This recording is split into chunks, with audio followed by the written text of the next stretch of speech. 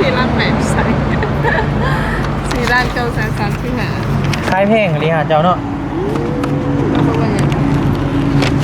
4 ล้าน4,935,000พี่น้องไปเวียกบ่หมื่นแม่มื่นเนี่ยไปเวียกมาแล้วก็ประมาณบ่ายโมง2 โมงในเมสิเดไปกาฬสินธุ์เอ้าไปยังไงนะไปพี่น้องพ่อแม่ไปเตยเป็นเสียไปแถวดองเป็นเสียโตไปกาฬสินธุ์น้องโบของบริไปน้ำโดยฝากในเด้อฮะฝากลูกสาวในเด้อฝากลูกสาวไว้กับลูกเคยว้าวโตได้เบิ่งถ่าแม่ไป2 มื้อกับมาเด้อโดยได้สัญญาเฮาสัญญาว่าสิปกป้องเอาชีวิตเฮาปกป้องเลย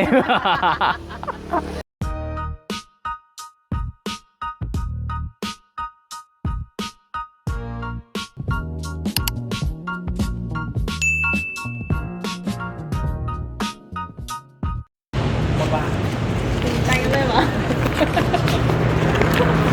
สวัสดีครับเอาหนุ่มขนาดนี้แล้วต้องรุดในเฮาพอดี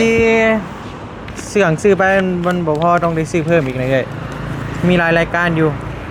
ตามมาเลยรายการเอาสบายดีเด้อพ่อพี่น้องเด้อสบายดีกันบรรยากาศยามแรงๆเนาะอยู่ที่ห้านเศรษฐีเซโนโจทย์จะใช้จะนับบ่เดบินเดี๋ยวมาสั่งเล็กนั่นแหละมาสั่งเล็กเพิ่มเติมเพราะว่าเล็กสั่งตัวที่ว่าก็ออกไปทางหน้านั่นแหละพ่อพี่น้อง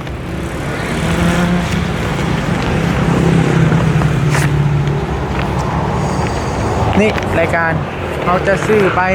เพิ่มตัวที่ว่ามันยังบ่พอแหละเพราะว่ามันต้อง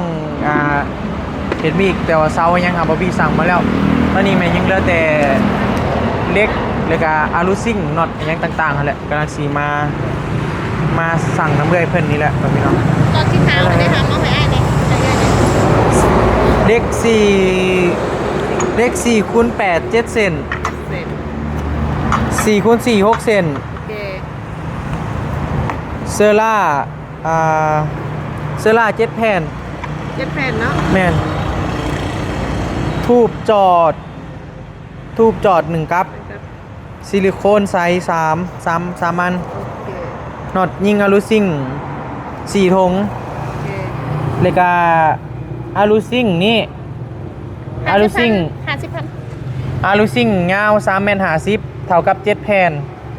ความกว้างนะแผ่นละ1 เมตรเนาะเข้าใจเนาะความกว้างเนาะความกว้างแผ่นละ1 เมตรโอเคมินิเบิร์ดสำนักแหละแม่ราคาแบบถูกที่สุดเด้อพิเศษอยู่นี่เขายังบ่มีแต่ปูนนี่ปูนแดงมีแต่ปูนแดงค่ะแหละยังบ่มีแต่เอาซาเล้งไปซื้อเอาแถวนั้นเนาะแถวหันทอแถวยังเอาราคาถูกที่สุดเด้อเจียนเด้อที่สุดก็ถึงอยู่แล้วสังกะสีฟ้าคือเก่าเด้อเข้าใจเลยเนาะตัวความกว้างของมันเนาะได้เพราะว่าได้ถามสั่งแล้ว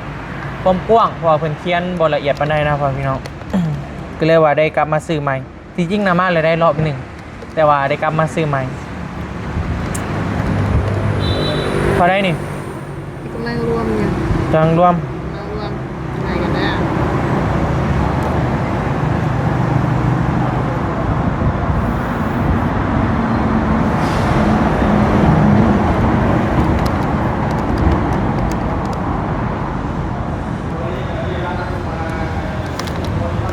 ใครดีบ่มันใครดีบ่สังกะสีนี่ผลิตเองบ่ของเอ้ยของน้องแม่นข้างๆนี่บ่อยู่ใส่มีสาขาแม่จะคือเวทเองเลยเรียกลายนะสิบโบไว้นะสอได้นะ4,935,000 4 ล้าน 8เนาะมาเบิ่งดู4 ล้าน 9 4 ล้าน 8ใส่4 ล้าน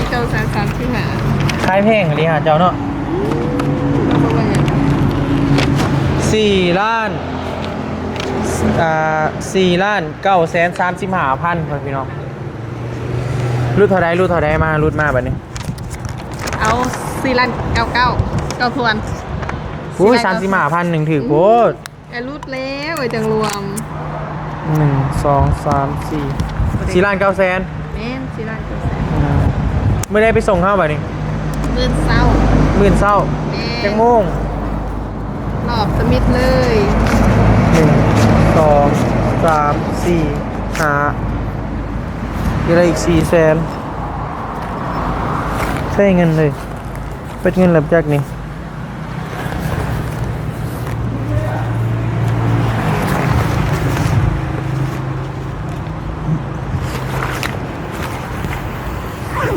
โอน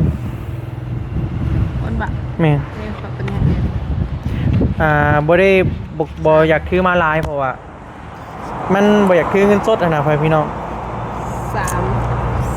4แสนหาอยู่นี่นะ 4 ชั้นหาบ่โอนอีก 4แสนหา โอนอีก4 ชั้นหาเนาะ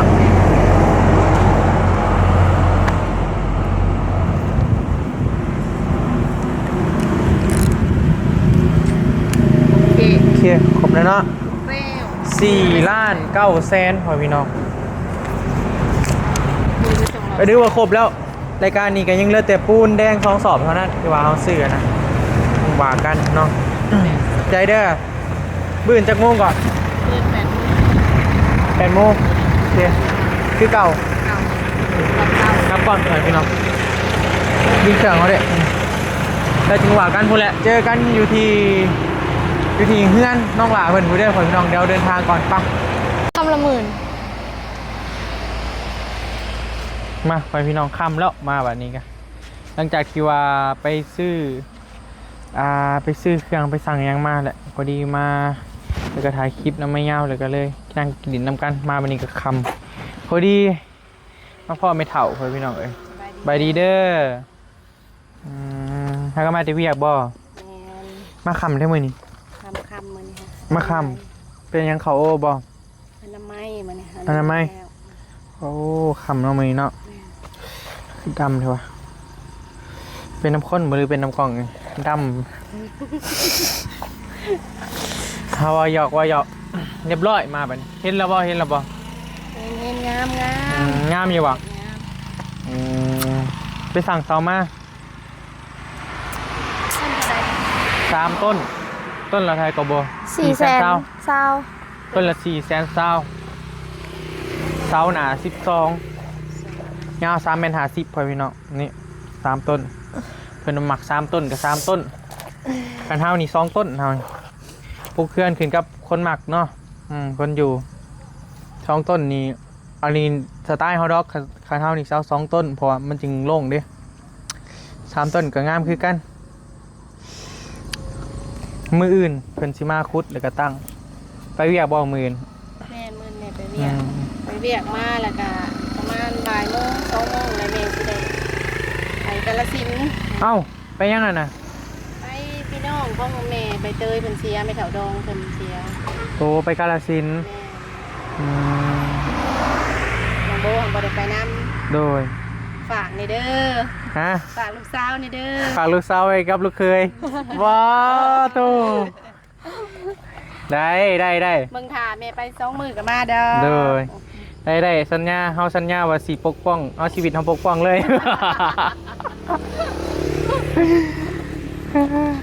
โอ้ไม่เท่าฝากลูกสาวไว้กับบอบบี้ไว้พี่น้องแบบนี้มันกันเนาะถึกใจแล้วแหละว่าลีบ่หยอก โอ้ยกะแม่บ่อยู่กลางเว้นกะเบิ่งให้แน่ไป2 มื้อ แม่ ไปมื้ออื่นมื้อใดมา ประมาณวันอาทิตย์แม่ก็กลับแล้ว มื้อนี้วันหยังบ่ มีวัน วันพฤหัส พฤหัส วันศุกร์เพราะว่าเพิ่นส่งสการมื้อวันเสาร์ดิ วันอาทิตย์แม่ก็ไปกลับวันจันทร์แม่ก็มาเวีย โดยได้เฮาสัญญาว่าสิปกดูแลอย่างดีเลยหมุดบ่ให้ไหลไต่ไปยัง หมุดบ่ให้ไต่ให้บ่ให้ต้อมบ่ไป2 มื้อพี่น้องไปได้นะแม่ เป็นของไม่เฒ่าดองของใบเตยหั่นนะเพราะว่าลูกสาวไม่เฒ่าดองเพิ่นไปเอาปัวอยู่นู่นเป็นแม่ย่าใต้แม่ย่าน้อง ใบเตย โดย เพิ่นเสีย อืม เสียมานี่ เสียมื้อนี้ แม่ โอ้ แม่น้องใบเตยสิได้ไปเบิ่น่ะ มีไผแน่ไปนำกันจักคนนะ ไปกับแม่ใบเตยกับใบเตยนำ เอาไปเตยกับไปวะ แม่ใบเตยก็สิไปนำ เลยบ่ได้ไปปะโทรศัพท์ไปให้ไปเตยบ่ซะเนาะ ถ่ายคลิปลงเนาะคักเด้น่ะ ก็ได้หั่นแหละ ได้แล้วว่าเหยาะซื้อเพิ่นก็มีซ่องเพิ่นไปเตยกับไปนำ แม่ เอาอันนี้บ่อยากไปบ่ซะนี่ ไปแล้วมันหลายคนมันยากน้องโบ ค่าใช้จ่ายอีกเนาะ แม่น แพงได้ค่าใช้จ่ายที่รถส่วนโตวบ่ ที่รถโดยสารนี่แหละมื้อ ป้าโทรเผื่อไปฮอดเนาะ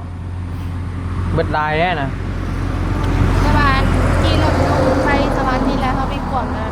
พักนั่นแหละเพิ่นสิมาหับเอา โอ้มีสิไผมาหับเอา น้องเคยของแม่ใบเตย โอ้ประหยัดอยู่สักกันว่าเนี่ยคือเรียกว่าจ้างรถไปฮอดกาฬสินธุ์ผูกปัดโท บ่น้องเคยแม่ใบเตยสิมาหับเพิ่นขาย อื อยู่ ม เพิ่นสิขี่รถมาหับ กาฬสินธุ์กับบ้านอรุณโซโล่พ่อพี่น้องบ้านอรุณโซโล่เนี่ยเพิ่นฮักผู้เพิ่นที่เสียชีวิตวางกินนี่แหละแม่นแล้วว่ากาฬสินธุ์ใกล้บ่ แม่ก็บ่เคยไป ครั้งแรกบ่เจ้าก็ แม่นครั้งแรก เอาบัดเวียกงานเจ้าได้ซะ โอ้แม่พักเสาร์อาทิตย์เด้เพิ่นพักเสาร์อาทิตย์ โอ้พักเสาร์อาทิตย์บ่ แม่น พอดีถึกจังหวะเนาะ แม่น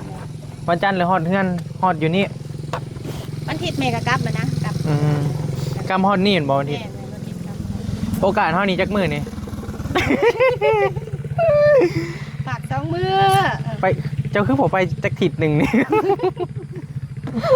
ไปแม่ก็ป้าเวียกเลยเนาะแม่ก็บ่มีเงินจ่ายแล้วป้าเวียกขาดเวียกหลายเขาก็ตัดเงินหลายแหละเนาะ 2 มื้อเนาะโอเคได้2 มื้อตาผากอยู่บ่เราหมอนี่ ไว้ใจอยู่บ่เนาะ คือกระล่อนให้เราอะโบนอนกับไพ่ไปนี่ไปนอนเฮือนไม่เท้าเนาะ ไม่เท่ากับแม่น้ำคิงมานอนน้ำ เออดีแล้ว น้ำคิงแน่มานอนน้ พอเรานอนหลังนั่น ำแม่ อัดเทือนอาจารย์ไว้ข้างแหน่และหลดลางพอแห้งอีกนะขี่หลักลายเนาะใครอยู่เฮือนเป็นเฮือนก่อเนาะเอารถเขาไปเขาจอดในเฮือนเราว่ารถ แม่เขาในเงินเบิด เชียร์นี่พอแห้งอีกแล้วการนั้นน่ะแหละมือนี่ก็เรียบร้อยแล้วมือนแมนเพิ่นสิมาพังเซานี่แล้วก็สิเก็ออกมาก็ทางหนาวมาเพิ่นเอิ้นกระเทิบบ่ แม่ข้างหนาวมา อ่า แสดงน้องโบขายเครื่องกับแม่นี่แหละ คันเจ้าไปอยากเห็นเวียงของงานนี่เจ้าคายนี่มีครบเบิดกาแฟหนอกาแฟนมตั้มอหยังอะพอกินซุกได้คายอยู่นี่มันเป็นอันนั้นมันเป็นซอยโรงงานเนาะ แม่ หอผักเข้ากับอยู่นี่เห็นบ่ แม่ พอกินซุกนี่ได้คายแน่นอนเพราะว่าพระเจ้าแลนไปซื้ออยู่เซโน่พุ่นน่ะแม่นเหรอวะ แม่ เห็ดเป็นธงน่ะธงละ10,000ธงละ5,000คือเขาเห็ดนั่นแหละ แม่ ได้คายแบบนะขายตำน้ำ แม่ก็คิดว่านั่นแล้ว โดย ห้านี่ก็คล้ายขนมนี่เขามาแวะเลยเขาต้องเข่ารถนี่เขาห้านี่ดึงดูดให้ดึงดูดลูกค้ามาก่อนแต่ทุกอย่างมันสิคล้ายของมันเองเนาะบัดนี้เอาแบบของกินซุกขนาดดึงดูดลูกค้ามาแวะนี่เขาเจ้าแวะแล้วก็ต้องซื้อแล้วซื้อข้าวต้มขนมให้ลูกนะซื้ออยู่แล้วคะแนนได้แวะกับอีกอย่างกันนี่แหละมาเบิ่งนี้เลยเจ้าสิซื้อใส่จักข้อเจ้าวะ แม่ว่าจะซื้อเสร็จจะเขาถามว่าเอา3กับพ่อเพิ่นผัดว่า เอาแบบคัน อยู่นี่ก็4ท่อเด้ค่ะ อืม นี่4ทั้งเมืองแม่บางเทื่อก็แม่สิเอาใส่4 โดยอันนี้เป็นหน้าทางเผยพี่น้องมันเป็นรูปเด้มันเป็นรูปเฮาคะแนนว่าเฮาอยากให้มันเป็นทำเลงามๆเด้ต้องปูพู้นแหละให้มันเพียงๆเลยนี่นะไปแบบเวลารถคนมาจึงเขามาจอดสะดวกนะไปจึงอยากแวะมันแนวนี้เขาบ่อยากแวะได้แบบเฮ็ดให้มันงามๆเลยแนมมาแบบมันเป็นตาแวะนะ มีป้ายข้างหน้าสุดแล้วผมเป็นยังดอกทุกอย่างมีเวลาของมัน เจ้าเสือคำเบาห้อยอยู่บ่ เสื้อลูกเคยเสียได้ เออทุกอย่างมีเวลาของมันเด้อเจ้าของนี่เด้อนี่แหละกันว่าต้องคมประมาณนี้พี่น้องต้องคมประมาณนี้เลยลาดไปเลยใส่ท่อนะมันจึงคนมาเลยจึงมาแหวนี่ขึ้นป้ายอีกท่านขายเครื่องผ้างามเบิดเท่านั้นเบย สื่อนี่มันดึงดูดอยู่แล้วผ้างามโอ้ห่านไพ่นะห่านผ้างามมาได้เหรอเบิดเท่านั้นแหละ เบิดโรงเรียนบ่มีไผคือละแล้วก็บ่มีไผซ้ำอีก แม่นบ่ผ้างามเนาะ บ่มีไผซื้อคือข่อย แม่นบ่ แม่ ไม่เท่าสิพาลูกสาวไว้กับบาร์บี้พ่อพี่น้อง จัก2มื้อ 2 มื้อเนาะไม่เท่าเนาะได้เดี๋ยวสิดูแลให้อย่างดีเลยบ่ยากได้อยู่เรื่องนี้ มาเป็นลูกสาวบ่ได้ พอแห้งอีกเนาะนี่เดี๋ยวพอเฝ้าเฮ็ดก็ย่านี่กะเดี๋ยวเบิ่งห้านเบิ่งหยังแล้วก่อนจึงว่ากันเด้อ คนละแม่ว่าจะเฮ็ดแล้ว ให้ห้านแล้วจบเจือก่อน เจ้าจื้อคำว่าเฮาไว้เด้อทุกอย่างมีเวลาของมัน แม่สิถามื้อนั่น มันต้องนั่นน่ะแหละแล้วก็ขึ้นป้ายงามๆเฮ็ดให้มันน่าดึงดูดนั่นแหละเฮ็ดให้คนอยากเข้ามาหาเฮาเช้าเฮ็ดแบบนี้ต่อให้ห้านเนาะสิอันไหนมันก็บ่ได้หรอกมันต้องแบบน่าดึงดูด ดิ้นข้อนี้บ่ข้อนี้เห็ดกระเซิงไปไล่พี่สาวยันตกมาพี่แล้ว3 เมตร 50เนาะโบเนาะสังกะสี3 เมตร 50พุ่นนะ โดย ออกมายาวเติบได้ ก็ใหญ่เติบได้คันว่าเฮาเกาะ หลายๆคนก็ว่าคือบ่เอา2 เสาอ่ะซั่น อันนี้มันเพิ่นมักแนวนี้เด้อพ่อพี่น้องเด้อมักแนวนี้เพิ่นตั้งมักไว้นี่นั่นแหละเพราะว่า3 เสานี่ก็ดีคือกันมันจึงแน่นหนาเนาะก็แล้วแต่คนมักอันนี้ก็เดือนคือเป็นนั่นน่ะวะอีเกิ้งบ่มือมันชินมาจากมือนี่ว่าฮะ น่าจะ12 13ค่ะ บ่อยคือเต็มขักเลยนะงามเนาะงาม งามคือข่อยนี่แหละ เฮ้ยหมั่นใจขนาด แน่นอนเลย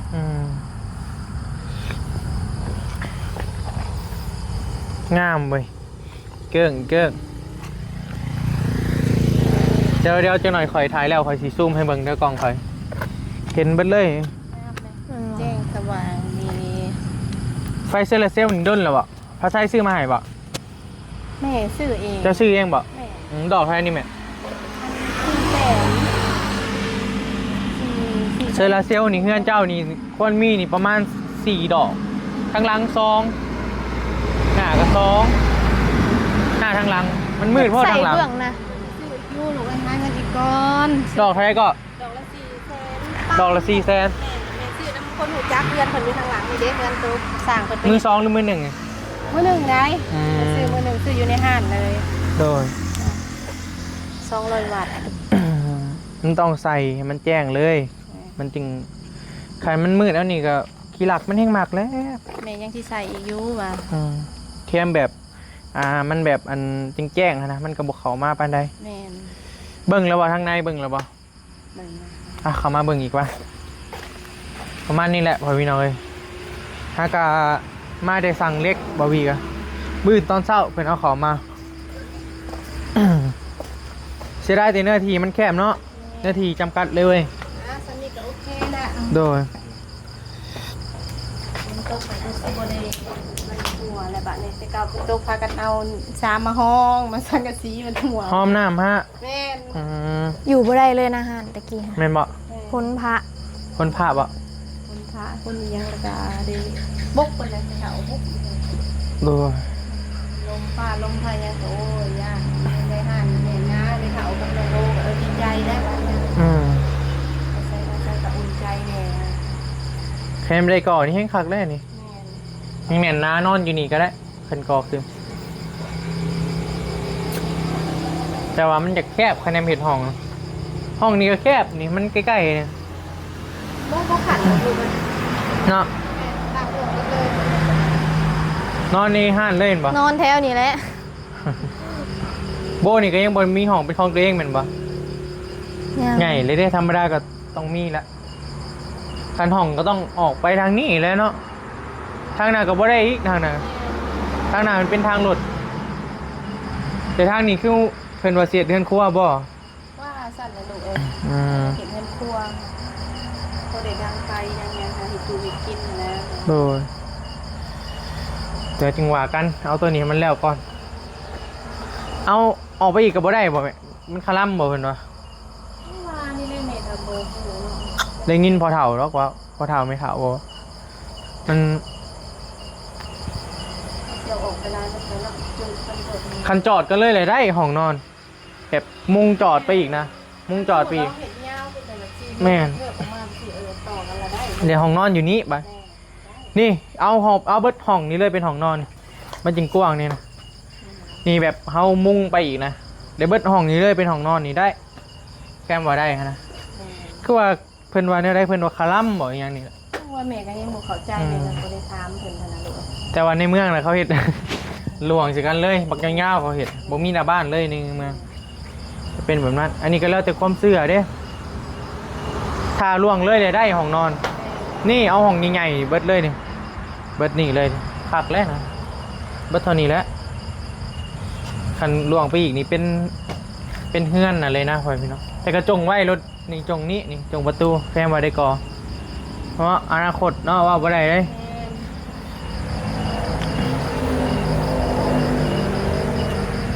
มาแนมเห็นเลยก็เป็นอะไรหมายความรู้สึก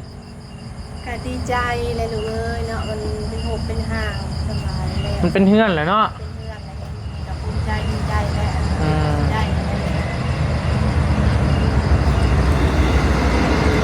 กดอีกหน้อยหนึง ซาให้แม่กับลูกหาเงินโอ้ก็สิบ่ได้อีกแล้วมันพออยู่เนี่ยมีวางอยู่ งั้นบอก เมาก็พออยู่เดียวเลยแบบสิเฮ็ดนะ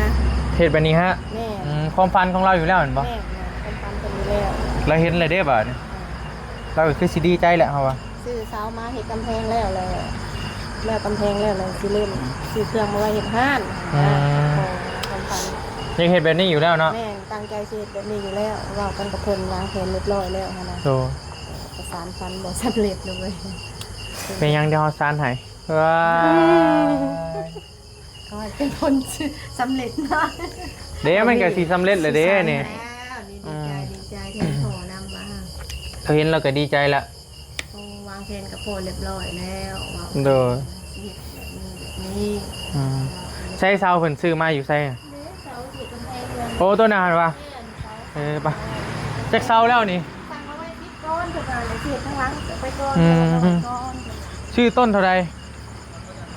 ต้นละแสนเช้าผม ต้นละแสนเสา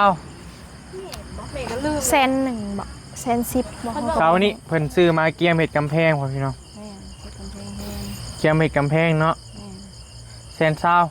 เพิ่นว่าแสนสี่แล้วมันหูจักกันกับเพิ่นแล้วเพิ่นมาลุดให้เรื่อยๆเด้อ 10 ต้นเนาะคือค่อยๆทอนไปนี่แล้วเนาะมาเนาะ แม่ว่าได้เงินเดือนอีกเดือนหน้าแล้วก็ทอนซะอีกนะ โด เงินมาตื่นแล้วก็ทอนซะอีกประมาณ20-30 ต้นนี่แหละก็คือสิพ่อออมเบิดเงินแบบนะ อืม ซื้อเสามานี่ก็ได้ก็พอประมาณ2 อาทิตย์นึงบ่เพิ่นก็เกิดอุบัติเหตุก่อน โอ้ฮากะซื้อใหม่ๆนี่ แม่ก็ซื้อมาได้ซื้อวางพอซื้อนี่นะ อืม ลมกันนอนลมในปีนั่นแหละต้องผู้เมีย โด ล ย มกันนั่นแหละลมกันเรื่องชีวิตเรื่องเห็ดยังให้ลูกเห็ดยังเรื่องวางแผนชีวิตค่าเห็ดคายอะไรเนี่ยทำกัน โดย ให้ลูก ไม่ได้เคยจับปลาฮากะ2ขีดเนาะฮากะใหม่ๆนี่ แล้วก็ซื้อมาแล้วคนก็เกิดอุบัติเหตุก่อนแล้วก็เลยบ่ได้เฮ็ดของกัน อืม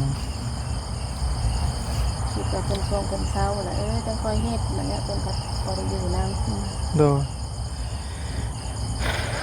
อดเอาทุกอย่างมีเวลาของมัน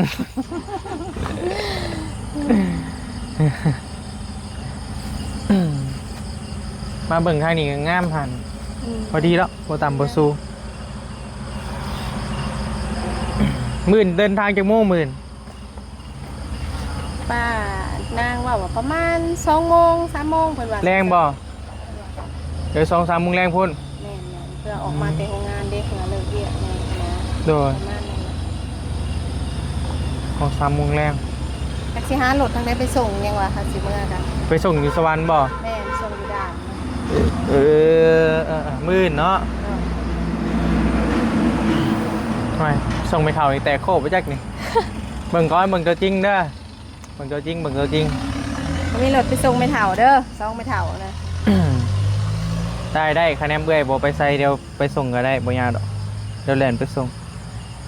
เดี๋ยวเบิ่งตัวจริงครับมื้อก็มื้อรู้สึกว่าสิขึ้นไปหาแซ่ฟ้าอันนั้นก็โอ้จักเป็นแนวใดพ่อพี่น้องเดือดอยู่ทางนั้น ห ก็ ลายมือเลยเนาะไฟฟ้าก็ได้ ตั้งแต่มื้อเอาเข้าไปให้พุ่นแล้วมีฮอดสิจอกสิจับกันว่ะ โอ้โห โทษโทษ เพิ่นอยู่กับไผสายฟ้า อยู่กับอ้ายสองไอ้น้องแต่พ่อนะขึ้นไปหาเลยแม่จักแนวได้บ่พอใจหยังนี่แหละเลยอยากจับพอบัดนี้ปากันเด้ปากัน โอ้ ก็เลยว่าจะขึ้นไปเบิ่งแน่ ตาตนเนาะ โดย ก็ได้ เด็กน้อยเนาะพ่อกับลูกสิไปให้ถามเขาแน่ได้วะ ทำบ่ได้แล้วพอกับลูกเราก็ต้องไปมา ก็บาป สู้ เห็นไหม กั เพื่อนอยู่กลางทงหน้าเลยบ่มีภัย โอ้ อยู่กลางๆเลยนี่เด็กน้อยบ่มีไฟฟ้าใส่เพิ่นโซลาร์เซลล์แบบนี้แหละแบตเบิดแล้วก็เบิดอยู่กัน2คน2ไอ้น้องมอนาก็10 ปี โอ้ บางมื้อก็นอนคนเดียวบางมื้อก็ ตาตน มอ เนาะ 10 ปีนะแม่นเพราะว่าอ้ายติดหมู่เด้ไปลิ้นแล้วก็อยู่คนเดียวหมอก็ โอ้ บางมื้อก็ได้อยู่คนเดียว เราก็ลำบากเนาะอยู่ผู้เดียวก็ได้ พอลำบากแล้ว จักสิกินหยังอยู่หยังเนาะคันว่าแล้วก็ได้ อืม เด็กน้อยอยู่ เฮาบ่เข้าไปก็หิวเติบอยู่ช่วงหนึ่งเฮาไปนะคุมือไปซื้อเบิดหรือก็ซื้อไปนะ อ๋อ คือนี้เฮาก็มีเวียกอยู่นี่เด้ก็เลยว่าได้อยู่นี่ กระบาบอยู่พ่อพี่น้องเอ้ย มื้อ เบิ่งตัวจริง ว่าก็ไปหาเราแน่ แม่นๆเบิ่งตัวจริงบางทีก็สิแล่นไปแต่เช้าแล้วก็มานี่ตอนแรงมื้อเบิ่งตัวจริงแหละเบิ่งตามเวลาสมมาพาควรไปก็สิขึ้นไปเบิ่งอยู่เป็นอะไรคือว่าสิจอกสิจับกันว่าซั่น แล้วจึงว่ากันพ่อพี่น้องสิขึ้นไปถามน้องเพิ่นได้มื้อว่าเป็นเอาใดหั่นนะแม่อยู่ไทยหุ้นแม่ โอ้ พ่ออยู่บ้านเดียวกันใกล้ๆกันนะเป็นบ้านเดียวกัน อ้าวบัดก็สิจับแล้วสั่นบ่ บ่อยากให้พ่อกับลูกมาหากันนะเพราะง่ายแบบยังให้ตัดขาดเลยนะประมาณนี้บ่ประมาณนี้ ไป อะ บ่ได้พอลูกกันเนาะต้อง มันตัดบ่ได้หรอกสายเลือดเด้กระบาดอยู่พ่อพี่น้องโอเคนั่นน่ะแหละเด้อมีแต่2 มื้อเนาะเป็นคิด1ก็ได้สิเป็นหยังไปแล้วเลย คิด1ก็ได้นะโบเนาะ ผิดหนึ่งพอดีไม่แถวบ่เรือเลยเงินเดือนกับตัดเบิด20,000ก็พอแล้วนั่นลูกหลานเนาะ เออ หอมแก้มแม่ไม่แม่สิไปเลยกล้าบอกหอมแก้ม โอเคเดินทางปลอดภัยได้ไหมเรื่องบื้นเพื่อจึงว่ากัน จ้ะ แค่ว่าผมมีรถมีร่างก็เดียวแค่ว่ารถแกบริเวณไซส์ไปส่งก็ได้ใกล้ๆสวรรค์บ่ยากหรอก ขอบใจล่วงหน้า บ่ให้คาดหวังน้ำเฮาได้เลยเนาะบ่แม่นรถเฮาเด้บางทีเอื้อยเฮาไปเวียกเลยก็เฮา บ่เป็นหยังแม่ เฮาก็เอาไปบ่ได้ ไป นะ นำสายทางก็ได้ คันเอื้อยเฮาอยู่แล้วบ่ยากเราบ่ได้ไปไซแล้วเฮาเอาไปไซก็ได้เบิดเคียมเพิ่นไปเวียกเลยก็ไปเวียกเพิ่นนั่นแหละโอเคป่ะสบายดีเด้อ สบาย โดยโอเคสำหรับคลิปนี้ไปก่อนพ่อพี่น้องเลยแม่เฒ่ามาฝากลูกสาวไว้นำบอบบี้พ่อพี่น้อง ขอบใจหลายๆเด้อไปก่อนสบายดีเด้อ